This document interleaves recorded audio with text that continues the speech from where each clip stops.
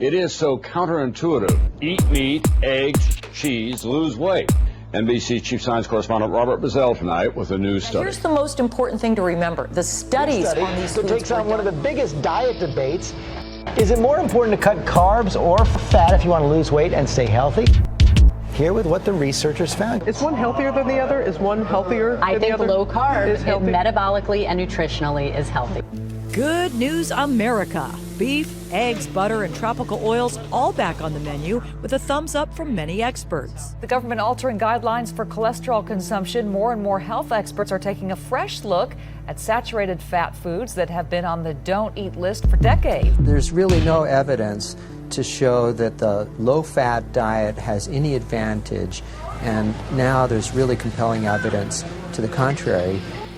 This latest study was run by the Harvard School of Public Health. The study compared 3 diets: a low-fat diet, a Mediterranean diet, an Atkins-type diet, where people did not worry about calories but replaced carbohydrates, mostly with protein and fat from fish, chicken, and vegetable sources. Some experts worried about their health risks, especially cholesterol and other risk factors for heart disease. The Atkins-type diet was the winner, with people losing an average of just over 12 pounds.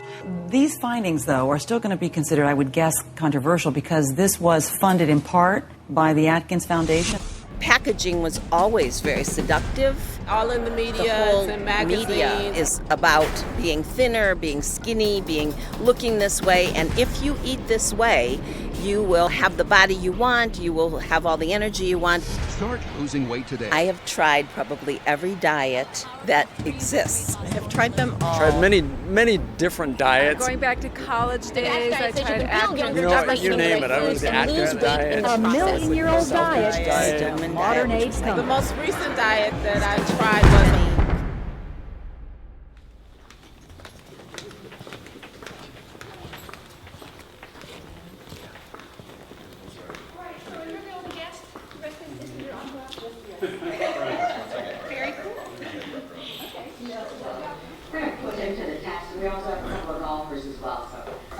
They call it one of the most important health breakthroughs of all time, and it doesn't involve a prescription drug or invasive surgery. When people do this and they experience the health benefit, you know, they become overjoyed. But what's interesting is the very next question they ask, why haven't I heard this before? I have a friend who once told me, the truth is a stubborn thing. It doesn't go away. And when you're committed to the truth, no matter the consequences, your life can take unexpected turns. After growing up on a small Virginia farm, my father went on to discover truths that will forever change the way we eat, grow our food, and relate to our natural environment. My name is Nelson Campbell. For much of my adult life, I've been an advocate of the discoveries my dad made. Please welcome Dr. Colin Campbell. Doc, what a pleasure to meet you. Thank you. Dr. Campbell. But what makes the work that you learned about in China so important, so revolutionary with that regard? Well, my work actually started many years ago in the laboratory. And one of the first things that we did that I found very exciting, we could turn on and turn off the development of cancer, the progression of cancer. I'm here to talk about health. When people have a bad diet, that's when they need the Viagra, right, Doc? Absolutely. But you're 77, you don't need it, right? No. All right, Doc. Coming from the farm, my dad revered America's protein-rich, animal-based diet. He was the first in his family to go to college and attended Penn State. Then he earned a PhD in nutritional biochemistry at Cornell University. For his dissertation, he studied methods to produce animal protein more efficiently. But for someone in search of truth, nothing is off limits, including one's own biases. In this small church, my mother and father were married in 1962. It was his experience with her mom that proved to be a turning point in his career. We moved a lot. We didn't have much money, of course. And Mom had an 8th grade education. She was an honest woman. She always had trouble with weight because in those days, gosh, you would eat all this junk food. It's cheap. I never heard anything about nutrition. She had problems with constipation, and I think she saw some blood in her stools. And she went to the doctor. She was around 50, and she went to the doctor and she told him the problems. He didn't do any tests or anything on her. She told her, I think at one point, to go and take some X-Lax to help her bowels move. We were so close, and I think when I went on my honeymoon, as a matter of fact, I was never away from her. Mm-hmm. I tried to write her a postcard. And I started crying. And then probably about 6 months or maybe later than that, she went back to the doctor and she just was feeling really bad. And then finally at this time, I guess they checked her out and they said it was colon cancer. And they put her in the hospital and she died that spring, the following spring. It was a difficult time for the family. It was a difficult time for Mom especially when she learned her mother had this problem with her colon. And it was clear to me what happened to her had a lot to do with the relation between diet and cancer. And I said to myself, that's my future. It still affects me the same today as it did then.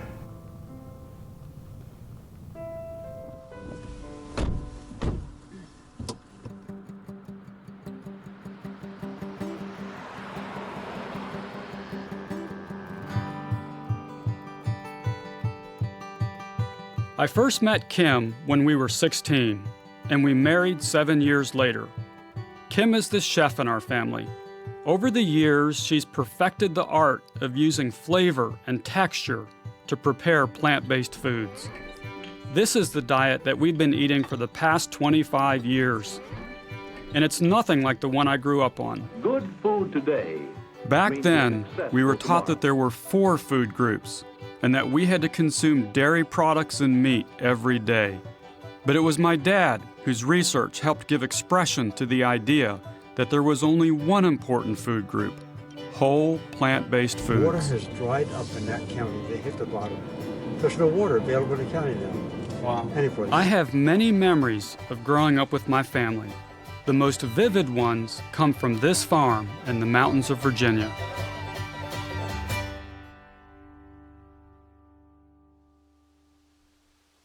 Well, one of the things we had to do in my day was contend with hills. And this scene right here is just perfect for me. Brings back old memories because I used to have to go get the cows in the morning. And I'd ride my horse down from up here and bring the dog and Laddie, and we'd come down here for hours and hours. You know the prices, of course. Their family had farmed this whole area through here for generations. This is actually the family cemetery.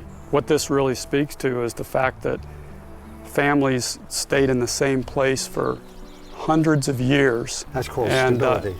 Yeah, sometimes, I think that there's an unsettled feeling that people have. I mean, back then people were anchored to the land, they were anchored to one another, connected to nature, connected through time. Stanches along here, when the cows would come in, they knew exactly which stanchion they should go to. They'd come in. But today, people feel like they have no control over their lives. I mean, these people here, at least they knew their surroundings. Yeah. They really knew their surroundings. Well, they had that connection. Yeah. Well, the whole story really started with my dad's ideas of health. And the essence of his idea is that we have enormous control over our health merely by what we choose to eat. And it was that idea that attracted the attention of a legislator in Kentucky. So in November of 2011, my dad and Dr. Esselstyn, his colleague, were invited to speak to the legislature from the floor of the Kentucky House. And Kentucky has some of the worst health statistics in the nation. The topic that I really want to share with you, it really has to do with the way we think about nutrition. We obviously were flattered that he would give us some time, and we were gracious enough to be listening to what he had to say. I mean, you could hear a pin drop in that chamber, I thought, which was unusual for the chamber. All the members were so attentive. They wanted to learn, they wanted to hear. What is so exciting is the fact that all you have to do to make yourself heart attack proof is change your biochemistry. internally. I found this staggering. My dad's and Dr. Esselstyn's talks that day were historic. Never before had the idea of plant-based nutrition been presented from the floor of a state legislature. So there you have it. Thank you very much for your time. My dad got a very enthusiastic response, and he was so excited he called me up the next day, and that's when I got involved. At the time, I'd been working on an idea for a nutritional intervention program in North Carolina, and I sensed an opportunity to do the same thing in Kentucky to demonstrate the health benefits of a plant-based diet to the Kentucky legislature. I was highly motivated to do this because I knew my dad's research well, including a study that he had done in China, the most comprehensive study ever done of the relationship between diet and disease. And so the China study was really an opportunity in a human setting to see if what we were learning in the laboratory had any bearing for a human population.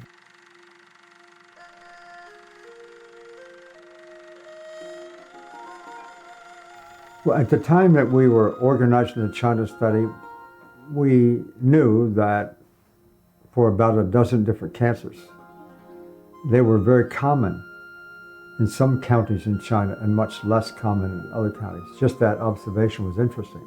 I also was aware at that time that we couldn't really look at single nutrients and what role they might play. I was thinking of nutrients collectively working as in food. So the object of the China study was for me to measure as many things as we possibly could. My dad's research team collected blood, urine, and questionnaire data from 6,000 patients in 60 counties across China and measured a total of 367 variables. Then they let the computers go to work, searching for patterns among nearly 100,000 correlations that might indicate the relationship of food to disease outcomes. And as I looked at that body of correlations, I could see patterns emerging, somewhat like a hologram. You stare at this complexity and suddenly you start to see something emerge. And when I saw all of these variables in the food together with stuff in the blood, comparing it with all the disease outcomes, we tended to get the same answer. That the closer we would get to a whole food plant-based diet, the healthier we would be and the less disease we would incur. And that in turn was consistent with what I previously had been doing in the laboratory and what in fact also existed in literature from other places. My interest in the opportunity with the Kentucky legislature also stemmed from my knowledge of the history of this idea. For many years, researchers have suspected that animal protein is not optimal for human health. This information has sometimes bubbled to the surface only to get buried in a sea of misinformation because of the influence of industry and government. A perfect example of this was in the late 1970s with a Senate committee chaired by Senator George McGovern. So the Govern Committee held a series of hearings and published a report, Dietary Goals for Americans. The Dietary Goals for Americans realized that many of the problems, the chronic diseases, were related to the increases in saturated fat and cholesterol and sugar, refined carbohydrate consumption. And so there was this shift towards we need to move towards some of the foods eaten by societies that weren't plagued by these chronic degenerative conditions. So if you look at the populations around the world that are not dying of our 10 leading killers, it is rural Africa and rural China. And they have kind of, in one sense, remarkably different diets, at the same time, actually remarkably similar diets.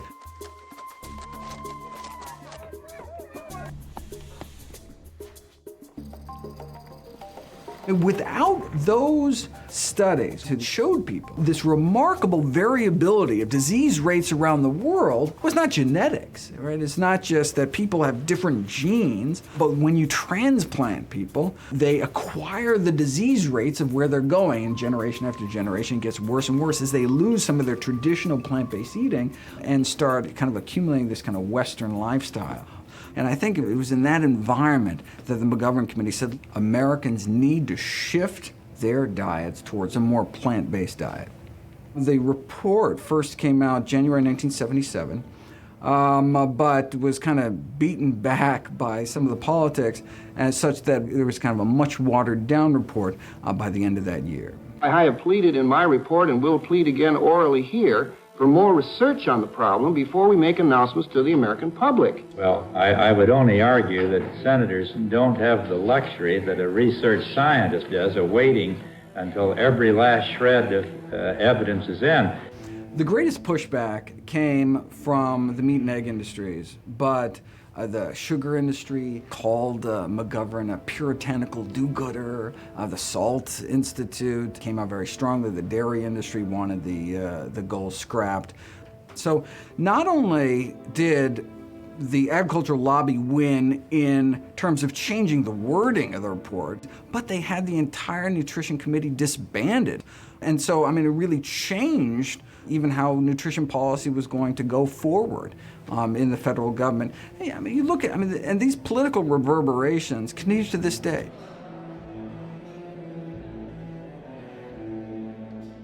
I saw good people making really stupid decisions.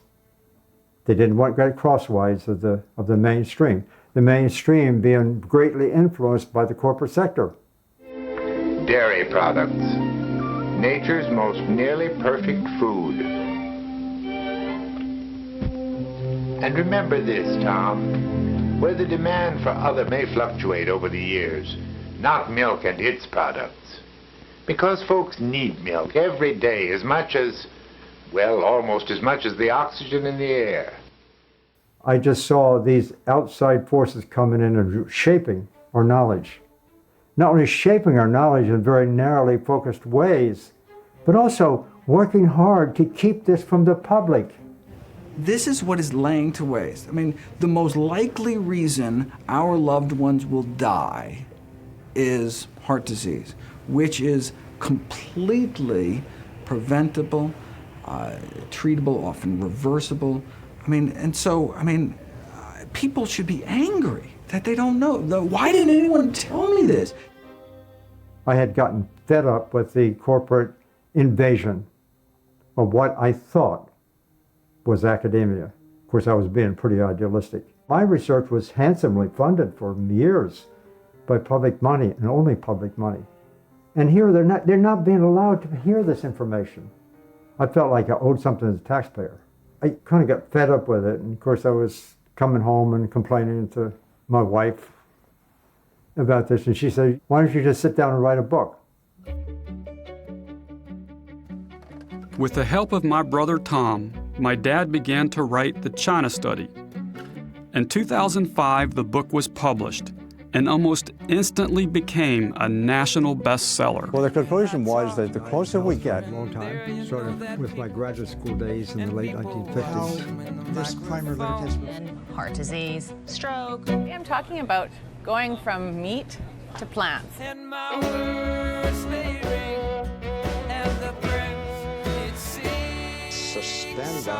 No dairy, no meat. I went on essentially a plant-based diet. I recommend the Dr. Campbell, father and son, on the China diet. If he could get 15,000 books sold, if he get that, I'll get my expenses covered. Now it's sold well over 1 million. You've got to stay on top, you've got to float and stink, and then they shove me in, and my words come true. Well, my words come true. Claudia and I picked up the China Study, and we got on the diet. Cholesterol went down about 50 points. The impact on my whole system made me want to spread the word on how to eat in a way that'll reverse health problems. Tom Riner is a longtime member of the Kentucky House of Representatives. When not in the capital city of Frankfort, he manages a homeless shelter and pastors a small church in Louisville. Tom's district is predominantly African American, and the voters there have kept him in office for 33 years. Each presentation will be about 45 minutes. The speaker appointed me to represent the House on a joint House and Senate task force on childhood obesity, that we might help others in the fight for better health in Kentucky. So the first thing I wanted to do was to invite Dr. Campbell and Dr. Esselstyn to Kentucky. Dr. Campbell, I think we're ready for you. After my dad's talk in Kentucky, I picked up the phone and I started talking with Representative Tom Riner. And over a series of conversations, we came up with an idea for House Bill 550. And what we were proposing was to do a 2-week program in a poor community in eastern Kentucky to demonstrate this health concept. And the idea was simple: pre and post biometric testing, some education, and 2 weeks of prepared meals. Now, we also offered to do this with our own financial resources, but with the understanding that upon success, we would have the opportunity to sit down with the state to discuss a statewide rollout strategy, initially focusing on low-income communities across Kentucky. I have a lot of confidence in Tom, what he does. If he is for something, I have confidence in him as a representative that he's doing the right common sense thing. And I thought it was a good start to get some recognition. The General Assembly in any state is, there's a lot of eyes on us, there's a lot of media on us, and I voted for it because I thought it was a good idea. The bill seemed to enjoy strong initial support, but once it went behind closed doors, the reality of politics set in, and it was ugly. It was some of the most intense lobbying against a measure of this sort that I've ever seen. I thought that would be one that everyone would be for. You know, this is a good idea. Who could be against it, right? Well, you got to realize that there's a lot of interest, big money interest, that they don't want any changes because of the bottom line, which is $1. They would not hear it on the House floor unless I agreed to amendments. So it took something that had the strength of steel, and we, after we got through with it, it had the strength of Reynolds Wrap. You know, we had put a lot into this, and so I was deeply disappointed when we failed. And I got wind that it was the agricultural lobby who had undermined our bill, and you know, it got me to thinking, who were they representing? This experience lit something within me. Special interests had killed our proposal, but not our idea.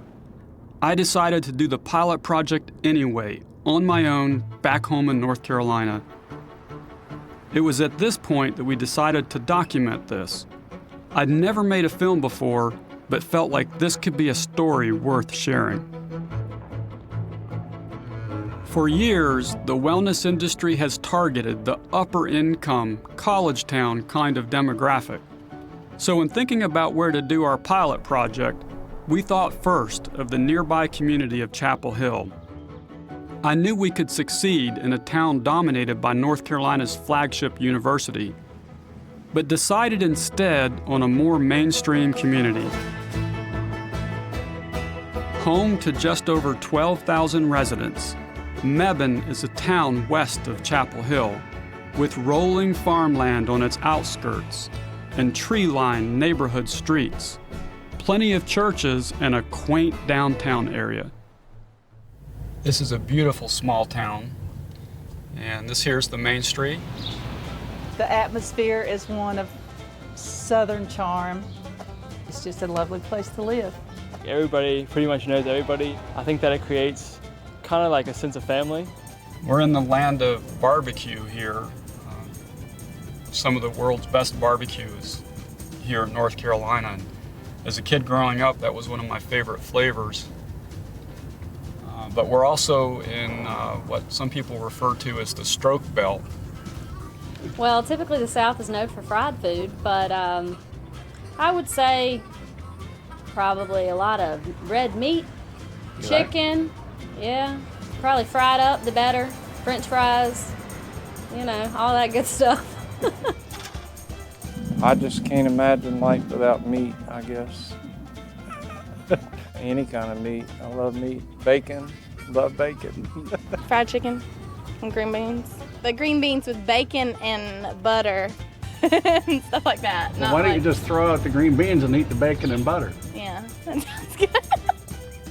You know, a lot of people think an idea like this won't take hold in a community where people are used to eating this way, but I don't believe that for a second, and it's why I wanted to come here. My reaction when Nelson made the proposal to do a jump start in small town Mebane was a little bit shocking. I was very concerned about whether or not people would be open to the idea of doing plant-based. The culture in rural America, I don't care what state you're in, is that everything revolves around food and unhealthy food. But I was also very excited about it because I know that when somebody finds something good in a town like that, it spreads like a virus. So when we got started in Mebane, the first thing we needed was a name.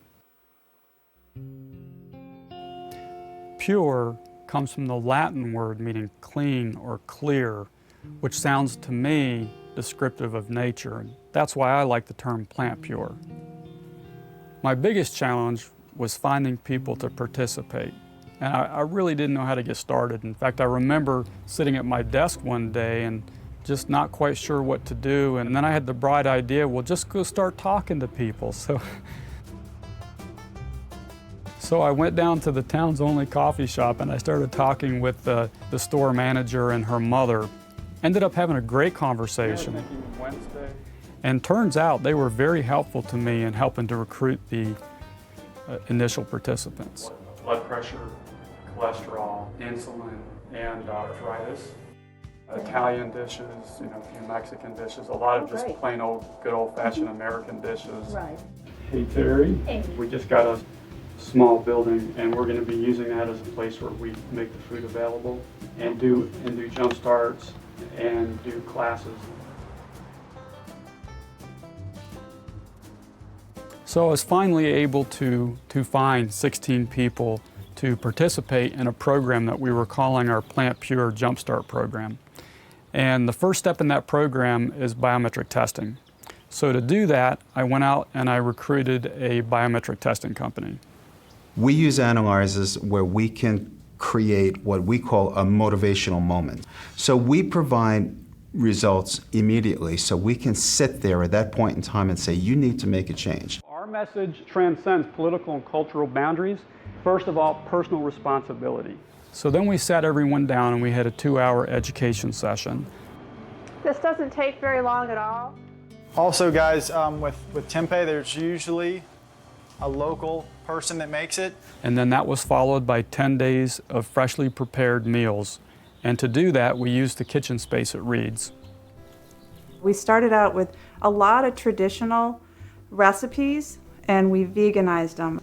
Some examples are we made lasagna and stuffed it with tofu and added a lot of spinach and mushrooms. We used spaghetti and meatballs. We had a meatloaf, which was a lentil loaf, not a meatloaf. And as we went further, we added some quinoa. We added some unusual burgers. I'm thinking of the edamame burger and different things. So when I found that initial group, I tried really hard to get a cross-section of the community. So we had a politician, a business executive, a journalist, and a local cattle farming couple. This is something that's very important to me when we talk about this idea of plant-based nutrition. We will do it again in 10 days. To me, the essence of what we're doing here is we're talking about taking control of your health out of the hands of the industry and government and putting it back to you. Okay, so this is the idea here. The words that people oftentimes use to describe this are vegetarian or vegan, but it's a whole foods plant-based diet. Do you want 3-bean jambalaya? Whole foods is important because you can be a junk food vegan. You can eat lots of sugar and oil and be very unhealthy. So the meal plan that we're going to be giving you is made from all whole foods components.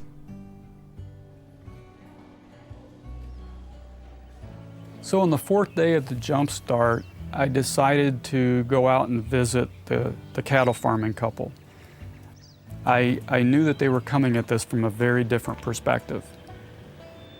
I remember we had that first session, and I remember you specifically saying, that you had some skepticism because you were the carnivore in the group, and I like that honest feedback. But I'm just curious how you're feeling now. Yeah, I actually feel good. You know, I sleep well. I've totally enjoyed everything I've eaten so far. I'm not bloated feeling. As a farmer, how do you feel about the idea that maybe the future of farming could be in plants as opposed to dairy and livestock? Well, I think that my family's always sort of been progressive in that way. My family didn't start in livestock. They started in pickles and preserves. And then they went to dairy and then the beef. So I think anytime you diversify, you're better off and being more sustainable.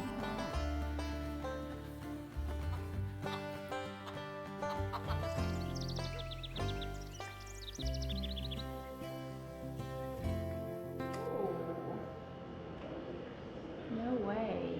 So your total cholesterol was 176 and it went down to 139. Your LDL went from 84 to, I can't tell how much there is because there's less than 45. Really? Yeah. Can't get any better than that. Thank you. Triglycerides were 153, which was at risk, and they dropped to 66. My goodness, that kept me from getting the best life insurance rate that I could get, the triglycerides being high before. So that's... Your LDL? Average cholesterol fell from 196 to 148.5. LDL cholesterol went from 118 down to 86. Every single person here had significant improvement. The first jump start went really well, so we decided, well, let's see how far we can take this. And so we decided to do a second jump start. In organizing that jump start, I thought about someone who had participated in the first jump start, Aubrey Metter. As I participated in that 10-day jump start, I saw great results for me. I realized that, this can have a significant impact on my health, and if it helps me this much, I'd love to bring this to our employees and see what it could do for our whole employee base. This is an opportunity for you to sort of serve as a case study for employers across the country. Creating a better workplace environment was probably my #1 motivation to want to bring this year. Hoping to reduce our healthcare costs, that's certainly something that's top of mind for everybody. The aggregate amount of money that we spent on healthcare in the United States in 2012 was about $2.8 trillion, about $8,912 for every man, woman, and child in the United States. The healthcare cost trajectory is out of control because the consumers are not in charge. And because we've grown up with the system, we don't realize how strange it is. But if you go to a clinic or hospital and ask in advance what it costs, you got a very strange look. It means one of two things. Either you're uninsured or you're crazy. Why would you want to know the price? And so the system spins out of control. It would be as if you went to a restaurant, ordered a splendid bottle of wine, and said, I don't care what it costs, let Blue Shield or Medicare or Aetna worry about the thing. The system goes haywire.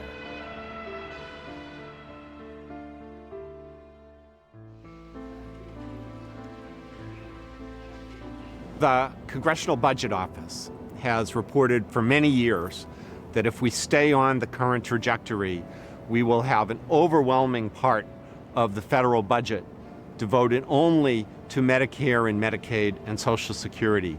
Unsustainable trends can't go on forever. It's really frustrating because when you look at the healthcare debate out there today, it's all focused on who pays the bill, but they're not really talking about how to reduce the bill, right? They're arguing about should the government pay for it, should the private sector pay for it, should be some combination of both. But the truth of the matter is that regardless of who pays the bill, they're going to go bankrupt. When I entered medicine in the 80s, we still had time to spend with people. When I was sort of coming of age in medicine in the 90s, that's when HMOs began to make their way into medical care. And those systems were run by business people. And those business people started setting certain kinds of standards for productivity, how much time you could spend with patients. And when I left practice, I had 10-minute visits. What can you do in 10 minutes with someone? You can write a prescription. My name is Tommy Privet. I'm 59 years old, and I am serving a church and have been for this church 9.5 years, but in ministry since I was 19 years old. My health issues, the worst issue is the diabetes, type 2 diabetes, and I was first diagnosed when I was 23 years old. So that's been about 36 years. And I also have hypertension, my blood pressure, and cholesterol issues, and I take medication for all of that. And it gets a little wearisome having to keep up with all those medications. And as I'm getting a little older now, it's more difficult for me to keep everything in control.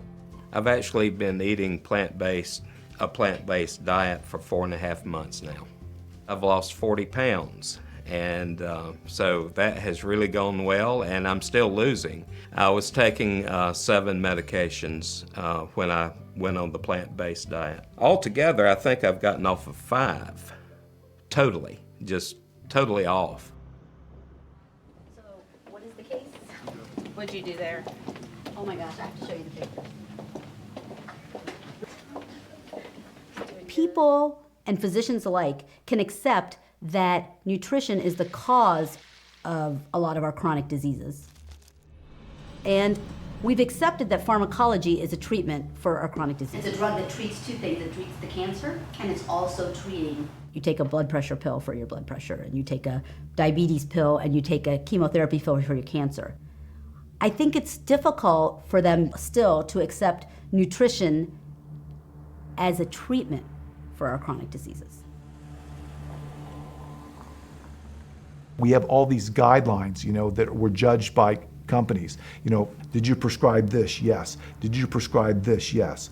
See that little fire there? That's a little blue looking backward. Because you can imagine when you come to work every day and someone's always sick. You can go this way here, complaining of chest pain, not feeling well, in for another procedure, another stent, another bypass surgeries. They kept taking more and more medications.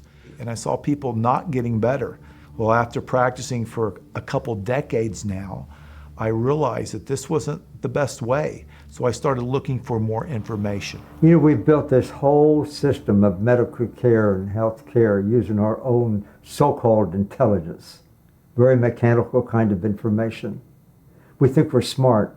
We think we can outshine nature. I mean, nature is very complex, extraordinarily complex, beyond our comprehension. The unit of biology that traditionally is considered is the cell. Within just one cell, it's infinitely complex. We have a total of something but like 10 and 100 trillion cells in our body. And so we get these 10 to 100 trillion universes all working together, talking to each other, communicating with each other. It's an orchestration that's beyond belief. That's nature. So we've seen a dramatic rise in the use of prescription medications over the last 20 years. Again, the rate of heart disease continues to soar. Cancer, diabetes, mental health problems soar. If medications were the answer, why aren't these numbers coming down? So nature, as far as our health is concerned, is comprised of just countless mechanisms and chemicals all working together. Drugs, in contrast, aside from the fact that they're a single chemical, also is a chemical that's a foreign compound.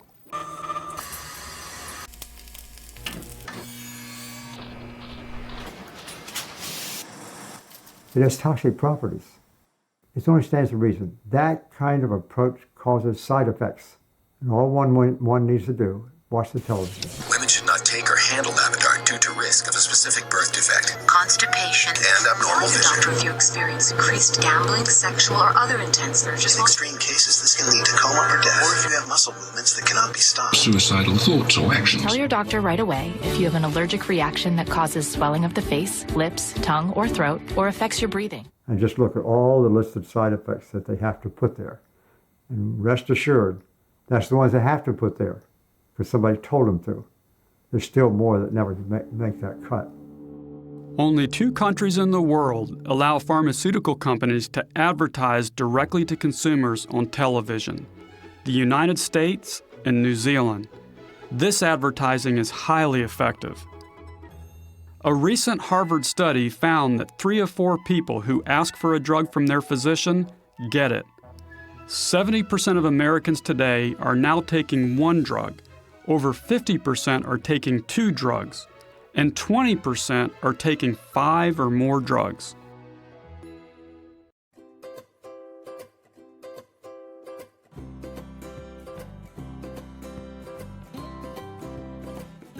I knew I had to get my cholesterol under control, but exercise and eating healthy weren't enough for me. It was only 2 or 3 minutes after I started that I felt a tightness in my chest like I couldn't catch my breath. Diet and exercise weren't enough for me. I stopped kidding myself. Do you think there's truth to that idea that for a lot of people that maybe diet and exercise are not enough? I happen to have high blood pressure and diet and exercise wasn't enough, so I am taking pills. I think frequently, yes. Frequently they need drugs. But I think cholesterol is largely genetic. I definitely think that diet and exercise are not totally enough. You know, I get fired up when I see these ads on TV. They're downplaying the ability of me to take care of my own health. The patients that come to my office, I would estimate that 80 or 90% of those patients, if they would adopt a whole food plant-based diet, their condition would dramatically improve.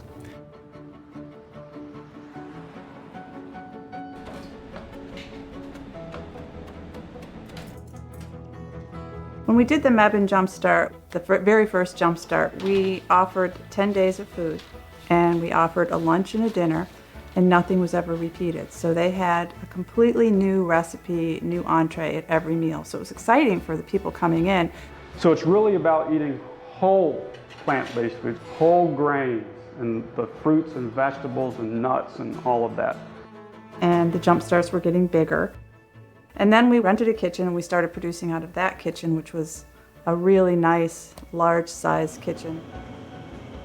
We brought in a couple extra chefs and hired some more people, and that's when it became a real system, and it was interesting to watch.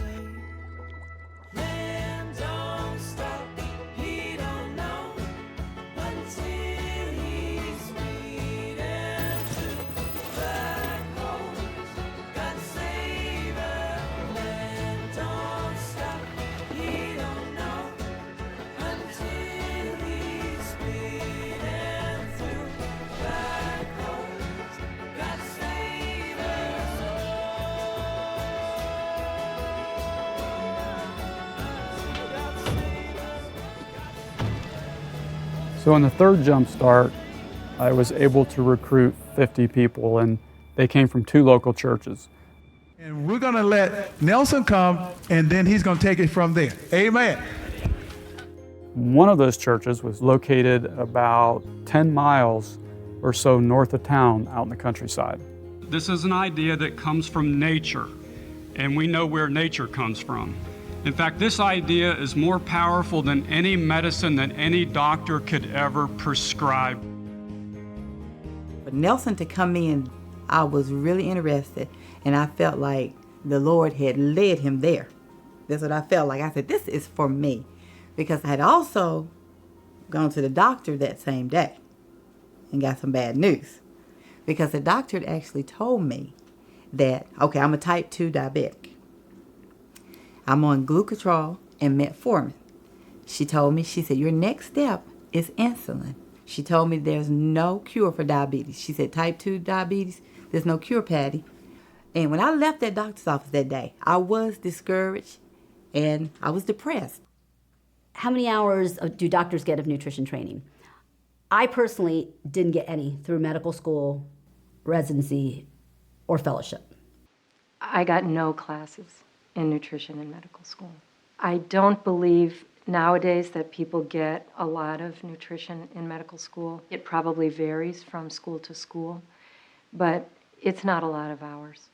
When I read the China study, my emotional reaction to it was one of horror, that I did not know any of this information and that I had been practicing medicine poorly.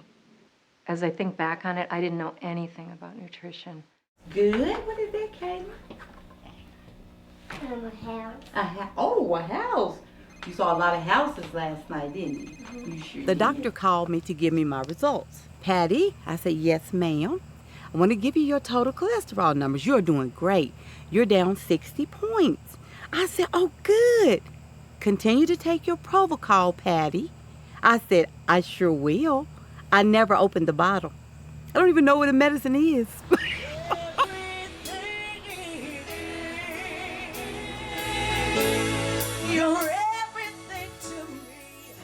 I believe that food choices matter.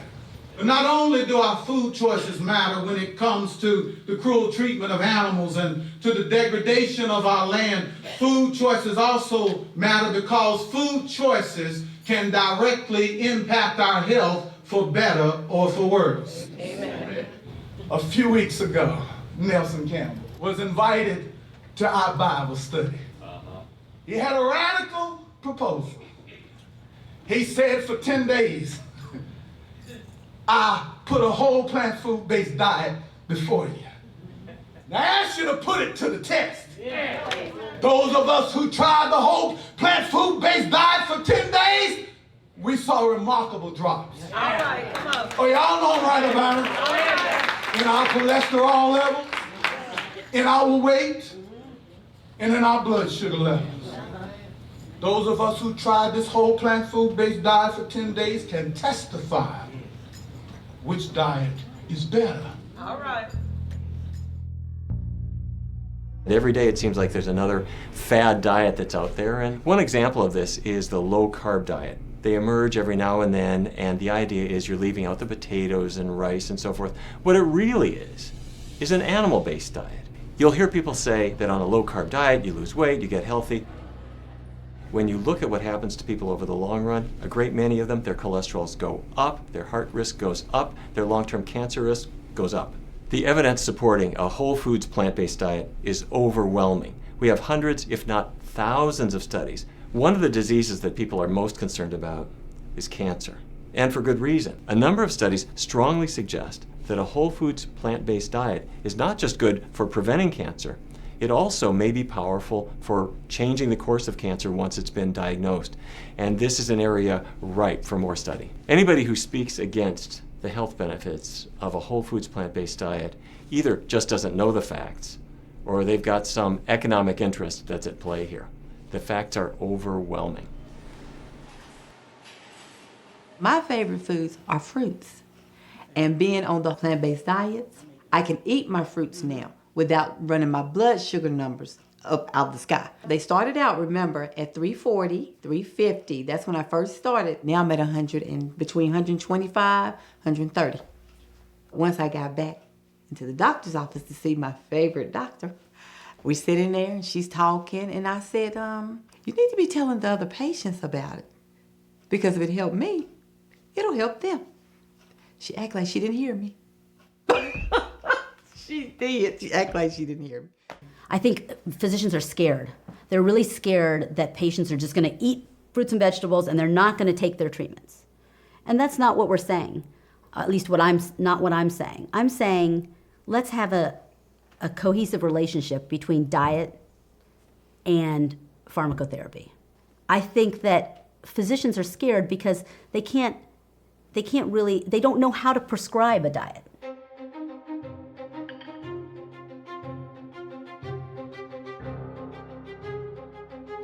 Things in medicine, just like cigarettes, move slow. I think things in nutrition are moving slower than I'd like, but I do think someday we're going to get there. And I do think if we don't fall aligned with that, there's going to be repercussions. Now, is it possible that someday, if you don't discuss a whole food plant-based diet with your patients, could that be considered malpractice? This is up for lawyers and attorneys to decide. But if we think about this logically, we just want what's best for our patients. And as a physician, as I come across new knowledge that's evidence-based, as I've seen my patients' lives change, as I've seen my life change, I would feel guilty and I would feel great remorse if I didn't try to introduce these principles into my patients' lives. I don't need to beat myself up. Your total cholesterol is 150. But my intention is to do this. And if Is that accurate? Yep. So much the better. Is that thing working? Is that? And we say that is what you may find. You are kidding me. Triglycerides are 98. They were 395. If you do this, Are you sure that's accurate? Holy moly. Oh, really? Yeah. Wow. Total cholesterol is 277, went to 150. This is going to be a lifestyle. It's amazing. That's awesome. Wow.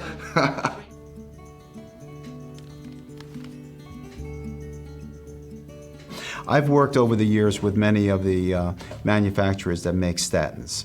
And LDL is the focus. LDL is the number that they all want to bring down because it shows improved metabolic health. And I've been testing for 26 years. We've tested millions of people, and I've never seen results like this.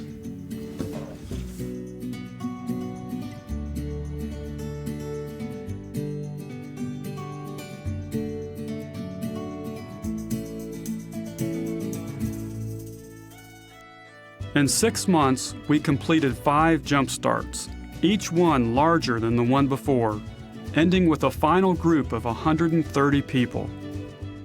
Feeling confident, I decided to take these results back to Kentucky to re-engage with the folks who thought they had killed our idea of a pilot project.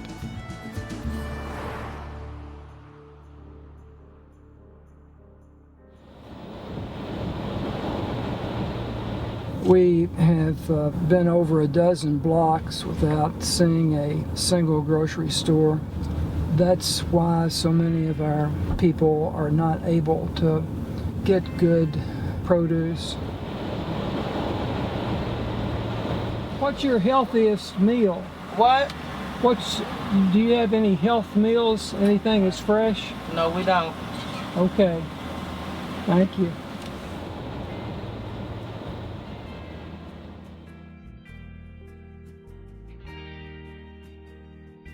About 23 million people in America live in food deserts.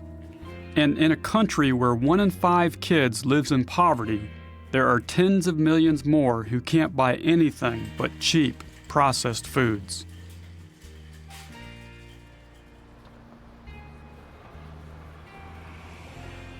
I remember when I was young, and I'm 52 years young, but when I was little, my mom, downtown was nothing but fresh fruits, because we would come all the way from the Louisville, Newburgh area to come downtown, and you'd get you got everything. It was a market. The hay market. Yeah. The hay market. Right. So see, that was a big thing. A lot of families would go, and it'd be crowded, and because you're getting fresh everything. What happened to that market? I don't know, but it's been gone. It's gone. It's a parking lot now. We don't know what it is now to get a real fresh tomato.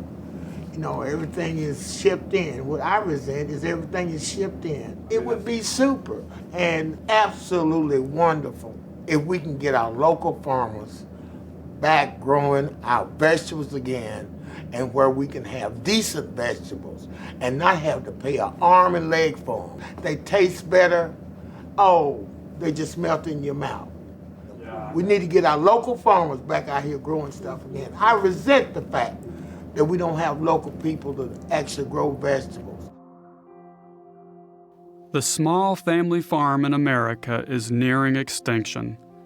The total number of farms has fallen from about 7 million in 1935 to about 2 million today. Every week, over 300 farmers leave their land for good. Historically, subsidy dollars have flowed to large farmers and not to small farmers. So for example, in the 15-year period that ended 2010, the federal government handed out $161 billion in direct subsidy payments. 2/3 of farmers in this country got nothing. Of that $161 billion, 1/5 of the recipients grabbed 9/10 of the cash. Federal subsidy policy subsidizes 4 main grains: corn, soybeans, wheat, and rice. And those crops figure heavily in the processed foods that we eat. 2 of those, corn and soybeans, also are fed mostly to animals.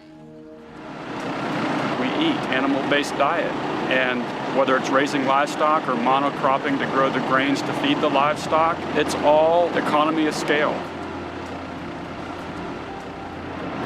So we're going to get a first-hand view of what farming is today, which is nothing like the farm that my grandfather had.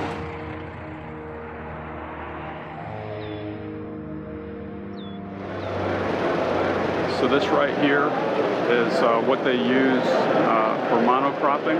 They have huge, vast fields, and they have a single crop, and this is what they have to use to till the soil.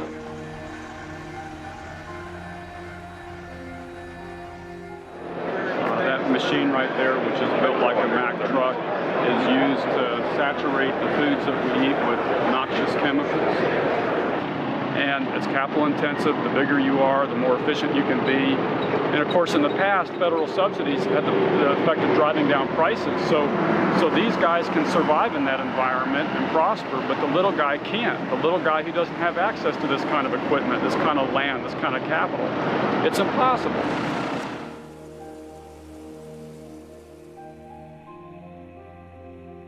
In the last 75 or 80 years in this country, Americans have doubled our per capita meat consumption. We've gone from about 100 pounds per person in the mid-1930s to about just under 200 pounds per person. One of the things that we see in animal production is that animal food producers are externalizing the vast majority of their costs or imposing those costs on society. Those costs include healthcare costs, and then we have this very large environmental cost. According to the United Nations, 18% of the world's greenhouse gas emissions comes from sending beef and dairy products to your kitchen table. This report is about finding priorities. Because they're chopping down the rainforest to grow soy to feed to chickens and pigs and other farmed animals. About 25 to 30% of the land area of the planet is given over for grazing animals. We've been basically plowing down forest for centuries to make room for crops. We recalculated how much man-made greenhouse gas came from the livestock sector, from deforestation through forest burning, through raising cattle, and found that instead of being FAO's 18% estimate, we found it was nearer 51%. So these are man-made gases they're seeing and not natural. For the first time, that's what the report says. Now, if you feel it was unseasonably warm last year, you would be right. Because 2014 will go down as the warmest year around the globe in recorded history. 9 of the 10 hottest years to date have all occurred during the 21st century. Aseguran que el año 2014 ha sido el más caluroso jamás registrado. Sur l'année complète, la température moyenne au sol et sur les océans a été 0,69 degrés au-dessus. If we focus on animal agriculture, we can reduce warming, but also in the longer term, it's 1/5 the cost of anything else that's on the table. We have to reduce livestock production. In parallel with that, we have to plant more trees. We can act. We can walk over to the thermostat and we can change it. We can turn down the heat on this planet.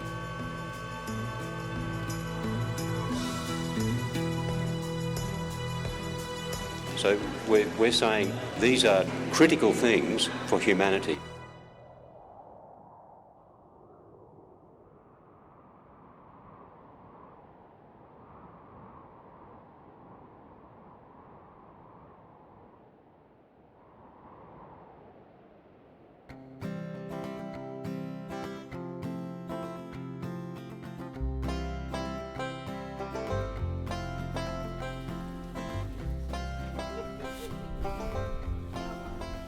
In both Kentucky and North Carolina, I've seen hints of a very different future.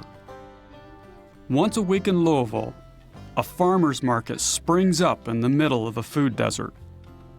In this area, what we have is a lack of supermarkets that have the rich produce area, and it's a high quality produce. We also have a high concentration of fast food restaurants. How do you feel about the whole genetically modified idea? Well, I don't think you should be changing the DA in anything. That, you know, the earth is pure. You know, when you start changing stuff and it's not really coming from the nourishment of the ground, that where it should come from. I think if the consumer is aware of what's going on, the consumer will find what the consumer wants. And the business model would then be you follow, the demand. And I think that'll all work out to the benefit of the small farmers, and in a lot of cases, a less processed product. Now, have you noticed over the past 10 years that you've been involved in this, have you noticed an increase in interest or demand for locally grown food? Certainly. Back when I started in this, there were 3 farmers markets here in Louisville. We started the 3rd one. Now there's about 26. It's actually happening. A lot of new people coming into small-scale farming.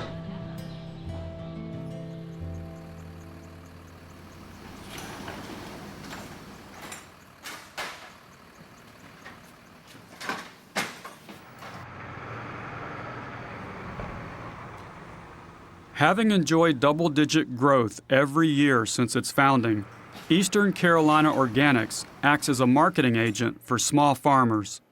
These farmers drop off their produce for distribution into local and regional markets, which means they can grow in greater volume and with greater certainty than is possible when selling through a farmer's market. There's something inherent about people who are seeking out fresh vegetables, organic vegetables. They want to support local farmers. Those values are very, very deeply intertwined within the consumers. And the 100 farmers that I work with personally are very aware that the new trends in healthier eating are directly supporting their farm. So vegetable farming is much more accessible for small and new and young farmers to get into. If they have the support of a regional aggregator, food hub, then they can likely even sustain their family on just 10 or 20 acres. I would say that over 90% of the farms that we work with are making their income fully off of the farm. When you start to eat this way, this is the kind of food you want. This here is food as medicine. This is food that's grown chemical-free. It's not genetically modified. It's picked when it's ripe. This is what you want. And what's exciting to me is that the small local family farmer supplying into a local market is best able to get this kind of food to the consumer at affordable prices. And this is the David and Goliath story of our time, in my view, that the fact that the small family farmer can outcompete the corporate agribusiness farm from afar, from across the country or from another country altogether. And that's what's exciting to me, is what this could do for the small family farmer.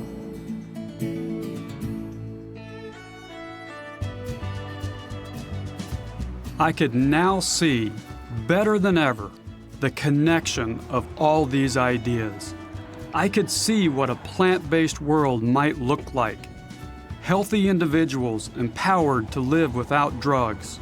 Small family farmers outcompeting agribusiness, supplying wholesome foods to their neighbors, and an environment on the mend. And I could see a local free market of growers, processors, distributors, and retailers beating back the boundaries of food deserts. When I arrived in Kentucky, I met with Tom Riner, and we decided to pursue a strategy to force government to do something that it has a hard time doing these days, which is acknowledging facts that are unsettling to rich and powerful interests, but vital to the interests of the people. And I knew this wouldn't be easy. We've basically all over America, it's hard to get significant bills to the floor that have any controversy. Tom and I were determined to go to any lengths to make this happen. We knew we couldn't just walk in and start making proposals.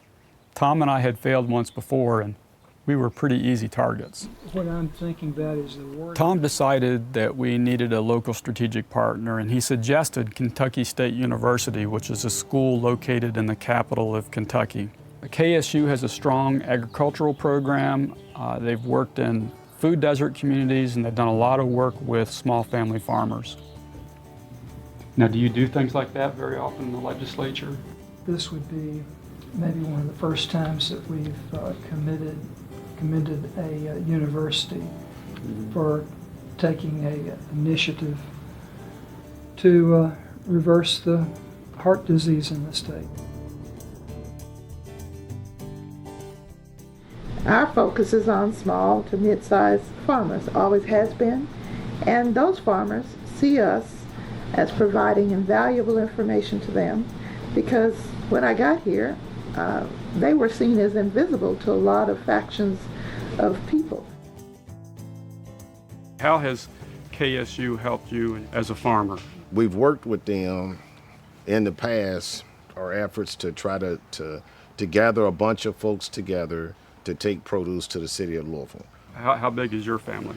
Do you have kids? I have one son, and I hope he'll be a farmer, but farming is hard work. The reality is there's a lot of stuff out there, and he may try something else. So if there was one thing that you could say to the American public or to the legislators in Frankfort, Kentucky, about why it's important to save the family farm, what would you say? America's built on independence, entrepreneurship, and all that. If we keep that in place, we can still stay a leader in the world in some things. If you start getting rid of all small farmers, small businesses, those kind, you don't support them, then eventually it's just going to be one big, large corporation, and everybody's subject to its fallacy.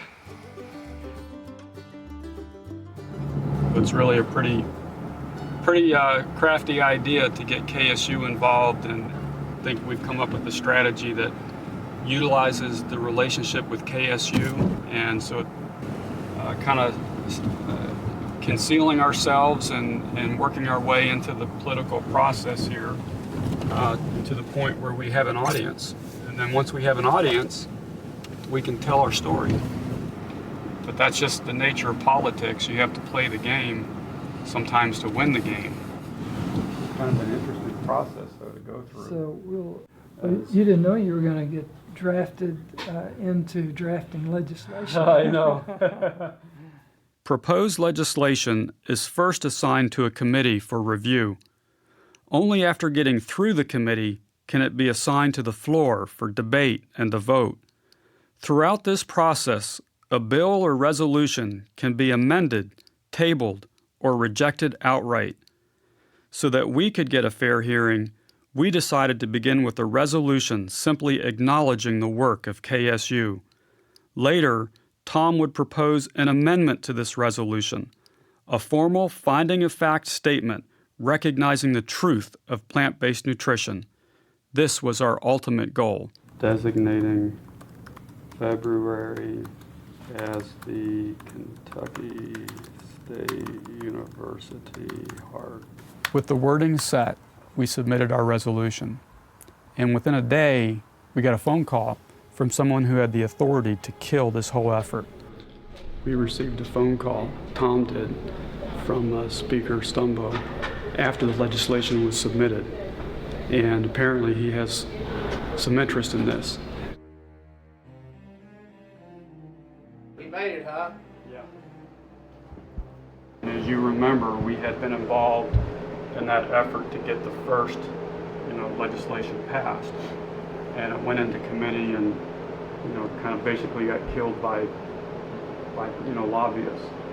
And the legislation was to... By the beef cattle people. Yeah. The legislation was to promote this idea of whole foods plant-based nutrition. Now you would think that in 10 days you wouldn't see that much change. That no one had ever heard of this idea. But I got these folks together and they had tremendous results. So I just think it's a wonderful opportunity to do the right thing. And well, I congratulate you on your efforts, and I'll be happy to help you any way I can. Representative Riner lobbies pretty hard for your causes, and I think a lot of him. And obviously, Kentucky has a very bad problem with diet. We're traditionally looked upon as one of the most unhealthy states in the nation. And so anything we can do to help you, we'll be happy to. But I think with your support, I think that could make the difference, and really appreciate that. We got the support of the Speaker, so we decided to request that our resolution go to a committee chaired by someone friendly to the Speaker, the chairman of the Appropriations and Revenue Committee. Once in committee, where we could offer some powerful testimony, we would add our finding of fact statement acknowledging the facts of plant-based nutrition. Hey, Dad. I'm sitting here with Tom, and Tom has some interesting news. He heard that the chairman of the committee does not want you to come and testify. He's afraid that it's going to cause a big row and that the whole committee will vote against the resolution. Well, that's just really disappointing. I think it's time for people within the political arena to take some responsibility. Sorry about that, but I know, Tom, you've done a great job. Because of the chairman's reaction, we became concerned that he was suspecting that there was more to this than met the eye. So that's when we decided not to offer our amendment in committee, but to wait until we got to the House floor, assuming we got through committee.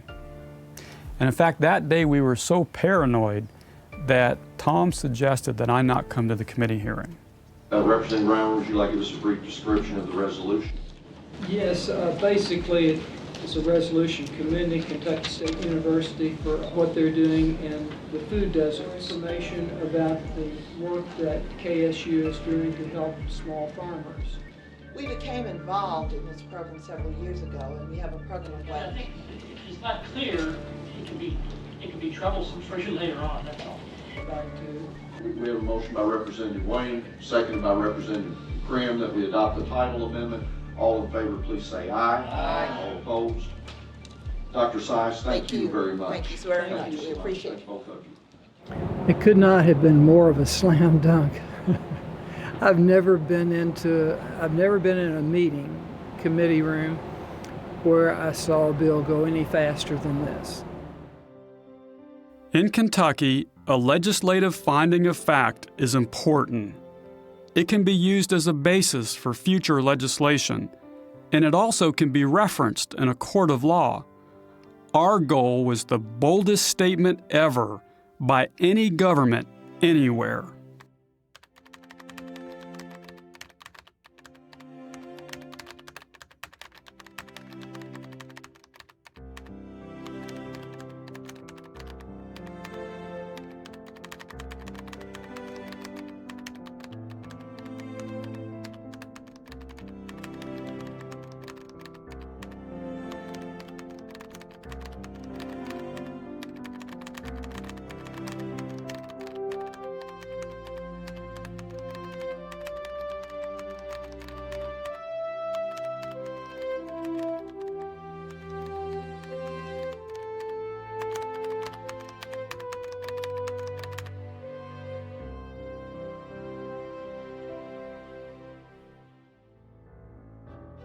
According to House rules, Tom had to submit the finding of fact amendment on a Friday before the debate and vote the following Monday.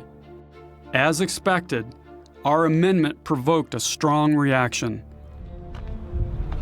I'm really nervous. Didn't sleep much at all last night. Just kept thinking about this. We put a lot of work into this, and it's all coming down to one big event, and I have no idea what's going to happen. Also, we've had a 2.5-week delay because Tom broke his hip. He steps to the Capitol and slipped on some ice, and that was 2 days before he was going to go down to the floor to give a speech and have this bill voted on. Good to see you. Yeah, it's exciting today. It's going to be a good day. Yeah, you think so? Yes, I do. Oh, I love your enthusiasm. Yeah. So we've been concerned all along that we were going to get discovered But here we are today. We've made it, and we're here, and we're ready to go. So we'll see what happens. A representative from the Speaker's office and a representative from the majority floor speaker, they came and they asked me, they said, you know, there's a big stir. People are upset about the amendment. And you're not going to call that, are you, today? And I said, well, I've got to at least discuss it. And then finally, the majority floor leader himself came over and spoke to me. He said, well, they would appreciate it if I didn't call for a vote on it. Despite this resistance, we had one thing in our favor. Tom had personally sat down and walked almost 80 of the 100 members through my dad's book. No legislature anywhere has as much awareness of these ideas as in the Kentucky House. House Resolution 77, a resolution commending Kentucky State University for its efforts promoting public health and designating February as Kentucky State University Heart Healthy Month. Representative Riner. Chair recognizes the gentleman from Jefferson, 41. In 2012, I worked with Dr. Campbell's son, Nelson, on drafting House Bill 550 to improve the health of an at-risk Kentucky community. After lobbyists pressured members to kill the project, those resources were diverted to help a rural community in North Carolina.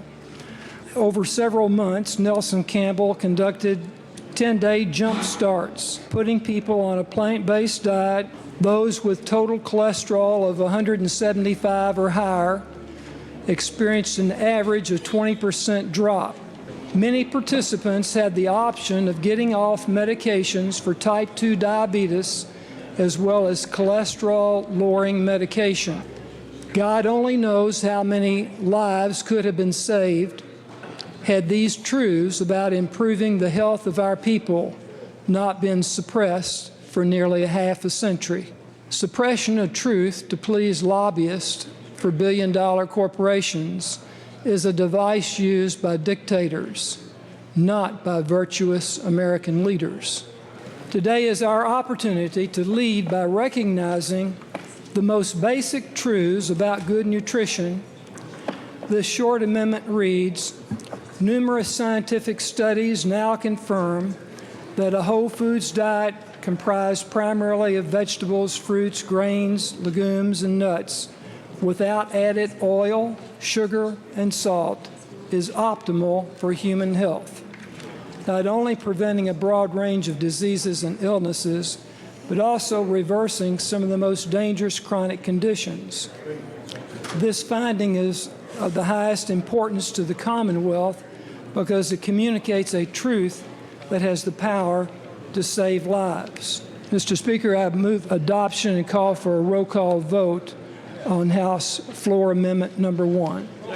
Motion made and motion second for adoption of House Floor Amendment number 1 to House Resolution 77. Is there discussion? The chair recognizes the gentleman from Harrison. Thank you, Mr. Speaker, and certainly the gentleman from Jefferson is bringing us something he is very concerned about, and we all want to be healthier. But, Mr. Speaker, I do have a concern with the amendment because in looking at the amendment, it looks like the absence of perhaps meat as part of your diet seems to be taking us in a direction that is possibly not the best direction for all Kentuckians. So I would have to, in great respect for my friend from Jefferson, but I would have to ask us to oppose this amendment. Questions on adoption of House Floor Amendment number 1. Chair recognizes the gentleman from Jefferson, 35. I'd like to speak on the amendment, Mr. Speaker. To respond to the gentleman from Harrison, I think if you read the amendment carefully, the word primarily is there. Diet based primarily on some of these plants. And I don't think that contradicts anything that, that the medical community is advising these days. Questions on the adoption of House Floor Amendment number 1 to House Resolution 77. Is there further discussion? Chair recognizes the gentleman from Allen, 22. Thank you, Mr. Speaker, and I would rise in complete respect for the gentleman's and the emphasis on placing more plant product into our body and less animal product.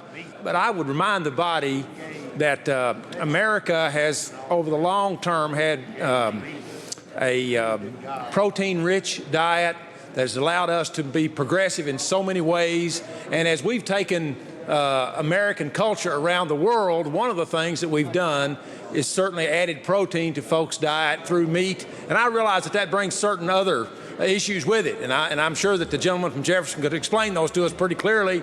The China study is a really interesting piece, and I think there's a lot to be learned from it. But I think we need to be really cautious when we push our diet all in one direction. So we need to think about that as we consider this amendment. Thank you. Chair recognizes this gentleman from Harrison. Thank you again, Mr. Speaker. And Lord, if the gentleman from Jefferson might consider perhaps withdrawing this amendment and taking another look at it and insert perhaps putting meat or meat products in that definition. If he'd like to do that, then certainly we'd have something we could work with, but that's just a suggestion today, Mr. Speaker. Chair recognizes the gentleman from Nelson, 50, to speak on the amendment. Thank you, Mr. Speaker. In reading the amendment carefully, I don't know how anyone can disagree with it. It simply states that numerous studies have found that. And there's really no disagreeing with that. Having experienced a plant-based diet for about a 6-month period, I think everything that the gentleman, the sponsor, has said is true. But the amendment itself is flat out true. You can't dispute it. Thanks, Mr. Speaker. Questions on the adoption of House Floor Amendment number 1 to House Resolution 77. Is there further discussion? 2 or more members calling for a roll call. Roll call vote will be had. Those in favor of the adoption of House Floor Amendment number 1 will signify by voting yea. Those opposed, nay. Roll call machines open for your voting. If all members voted, any member wishing to change or explain his or her vote, have all members voted? Clerk will take the roll. Roll call machine showing 34 members voting yea, 44 members voting nay. House Floor Amendment number 1 is defeated. Agribusiness is so big in their districts that this would be an election issue that could knock them right out of the box. There wasn't any money attached to it. It was just a paragraph on a resolution. And yet they couldn't even vote in favor of that. Well, the truth is a stubborn thing. It doesn't go away. Yeah.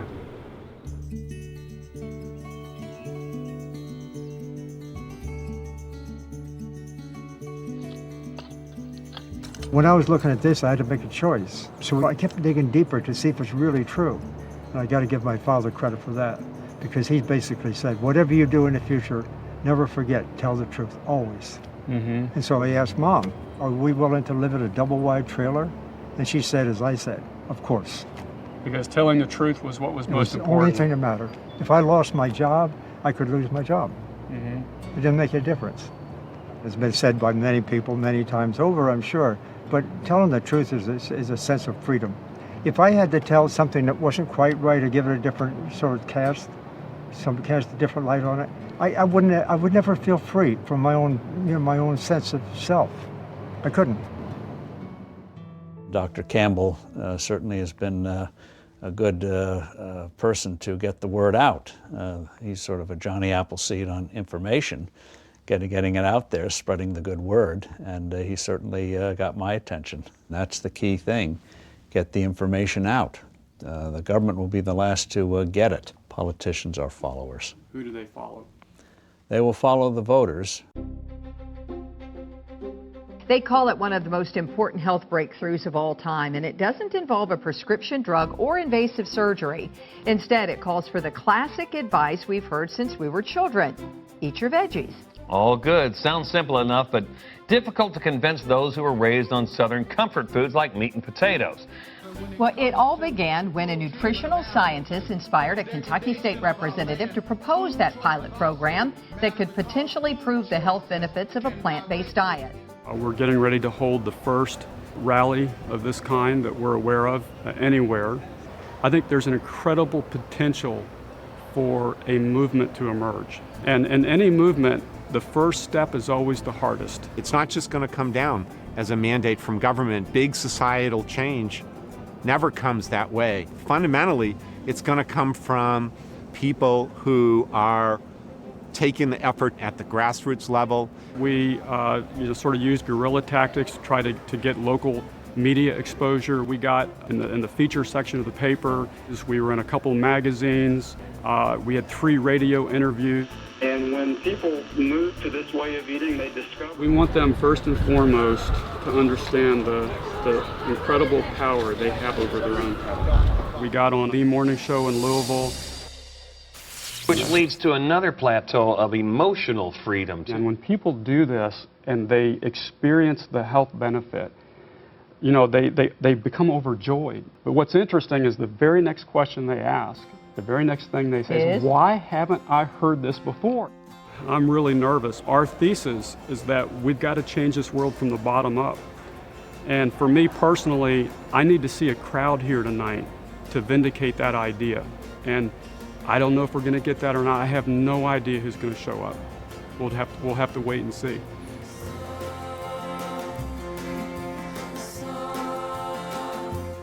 Heard about it online, actually. We live in Champaign, Urbana, so we came down for this, and I have family in Kentucky.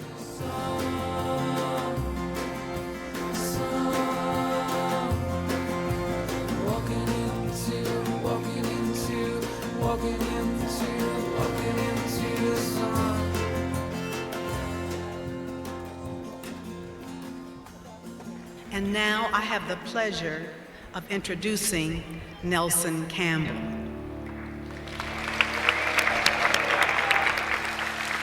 Many of you here already know my father is a world-renowned nutritional researcher from Cornell University. The amount of money that we spend to create the kind of health situation we have, it's not working. Our system is about gaining wealth for the few. Unfortunately, at the expense of the health of the many. The story began over 2 years ago.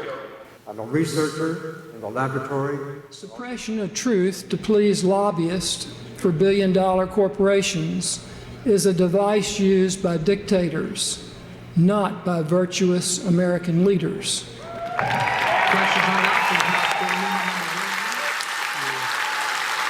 Roll call machines open for your voting. Have all members voted? Any member wishing to change or explain his or her vote?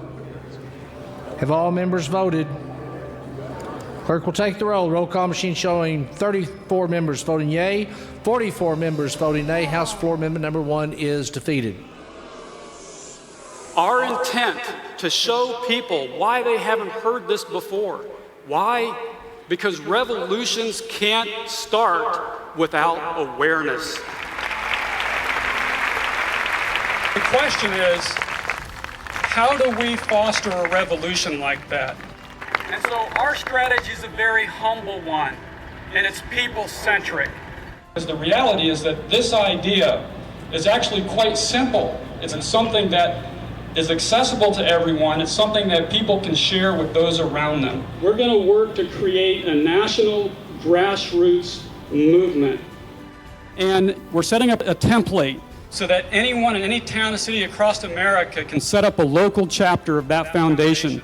We're calling these local chapters pods. And we're going to be creating local pods that enable people to be activists within their own community. So we're going to be planting a lot of seeds.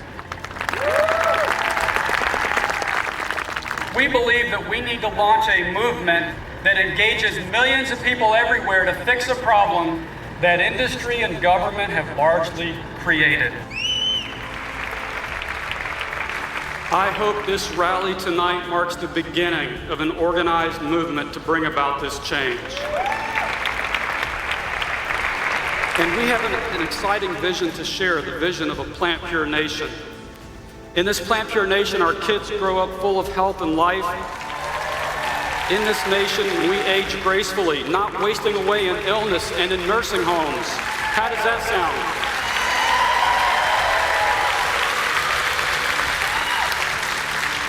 And in this nation, the small family farmer once again becomes the foundation of our system of food production and distribution.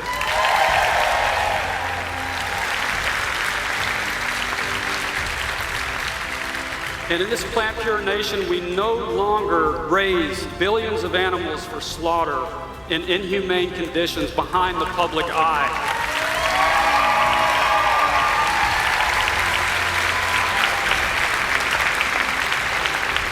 And in this plant-pure nation, we help to restore the world's climate, rainforests, and topsoil. This is a plant-pure nation.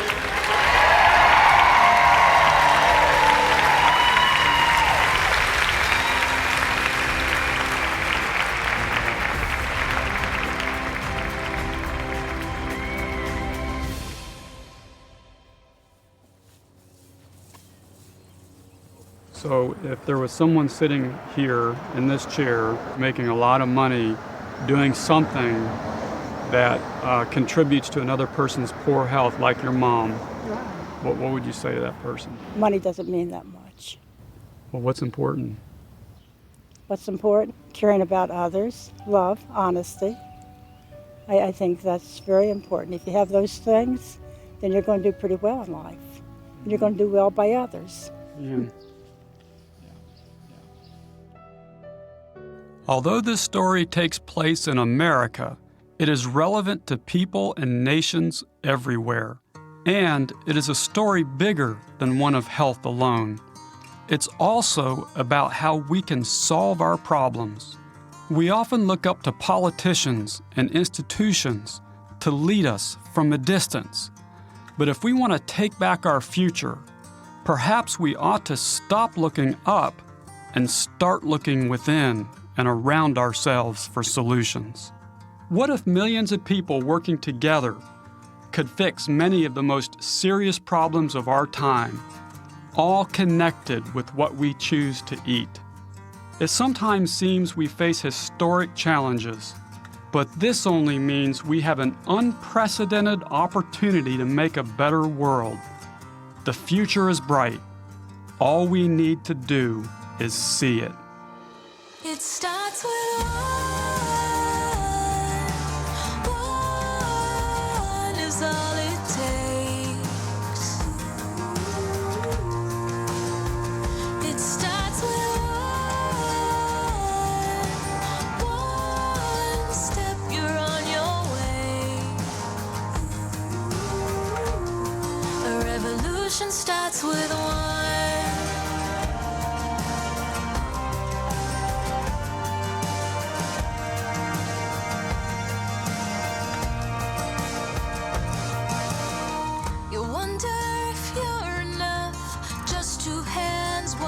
One love, but the truth is beating strong. You're the heart that is its song. All across these wonderlands, people start to take a stand, spreading like a wildfire, one life at a time. Oh, it starts with one.